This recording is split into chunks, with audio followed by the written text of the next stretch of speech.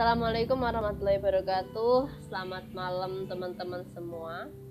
Karena ini saya buatnya malam sama partner kerja dari Aju Digital ya.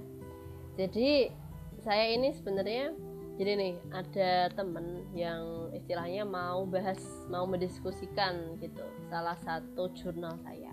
Nah kebetulan di daerah saya lumayan susah sinyalnya ya.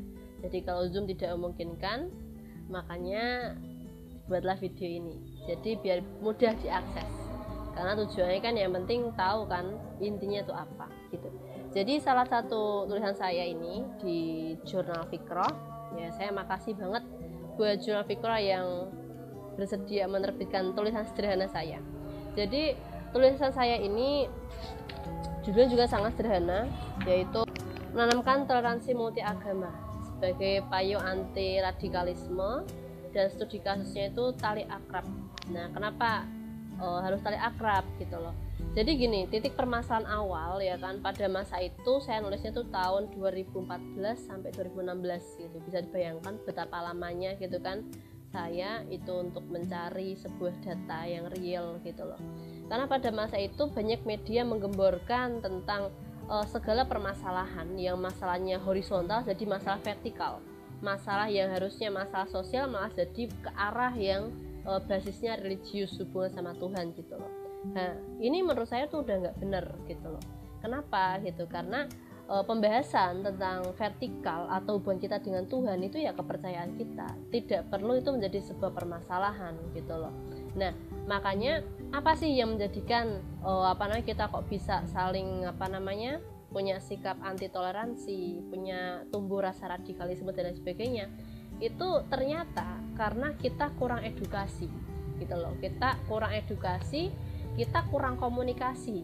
Nah nggak edukasi, nggak komunikasi, ini yang jadi titik permasalahan. Nah makanya teman-teman, dalam tulisan saya pas itu kebetulan ikut di salah satu komunitas tali akrab di Pantura ya. Pada waktu itu saya ikut sama Pak Roshid, dia adalah salah satu pegiat di sana, dan saya juga diizinkan untuk meneliti di situ gitu. Kebetulan beliau juga guru dosen saya gitu loh.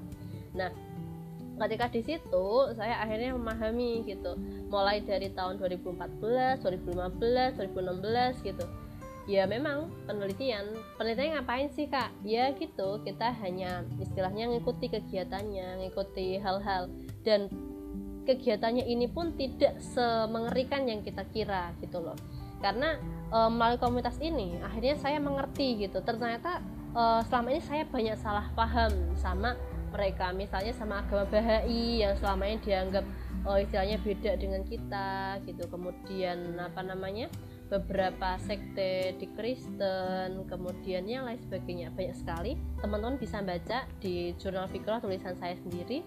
Nah dari situ akhirnya saya menyadari ternyata dengan kita dikumpulkan jadi satu ya, kita yang berbeda-beda dikumpulkan jadi satu, kita mendialogkan apa keluh kesah kita mendialogkan apa yang selama ini kita rasakan, apa yang selama ini kita keluhkan, kita kumpulkan jadi satu dan kita diskusikan, kita obrolkan.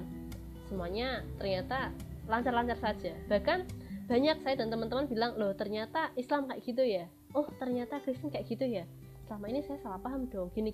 Nah seandainya kita ini mau mengikuti sebuah komunitas dan kita mau berkumpul ya kan, bukan mempermainkan agama, tapi kita ini sebagai lingkup sosial, kita mau berbicara dengan mereka yang berbeda dengan kita gitu loh. Akhirnya kita akan tahu mana sih perbedaan kita dan mana kekurangan kita. Dan sejak saat itu akhirnya saya menyimpulkan bahwa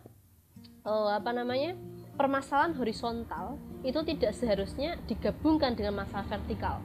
Sebab masalah vertikal itu adalah tentang kepercayaan, tentang ibadah, itu hubungan kita dengan Tuhan, agama hubungan kita dengan Tuhan. Nah, tapi untuk lingkup sosial, kita seperti berteman, kita bekerja sama, kita jadi partner kerja, itu adalah lingkup horizontal. Dan nggak seharusnya vertikal dan horizontal jadi satu.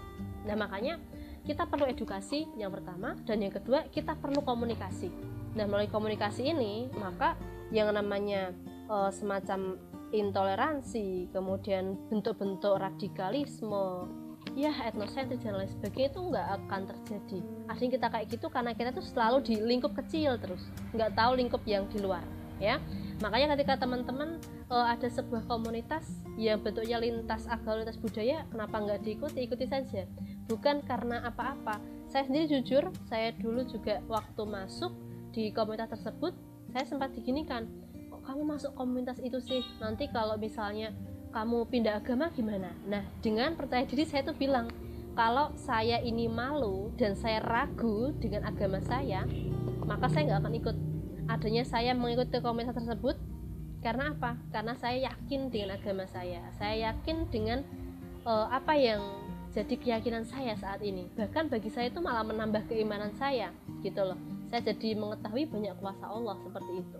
Dan perlu kita ketahui, Allah saja mengatakan kita diciptakan tuh berbeda-beda, ya kan? Dan tugas kita tuh saling mengenal dan saling menghormati, bukan untuk saling menjatuhkan, bukan untuk cari kekurangan dan lain-lain. Apa salahnya sih kita berbineka tunggal ika? Nah, inti tulisannya kayak gitu, ya. Jadi teman-teman kalau mau mendiskusikan silakan diskusi dengan saya, ya, nggak masalah. Dan inti dari tulisan saya di Jurnal Fikra ini, ya, inti kayak gitu. Semoga bermanfaat, ya. Saya Holidia undur diri. Terima kasih untuk teman-teman UPI, terima kasih dari teman-teman Ajo Digital dan teman-teman dari RBRA. Terima kasih untuk mendukung sebuah video sederhana ini. Semoga kita tetap menjadi manusia yang memiliki toleransi dan semakin tinggi keimanannya kepada Allah. Saya Holidia, wassalamualaikum warahmatullahi wabarakatuh.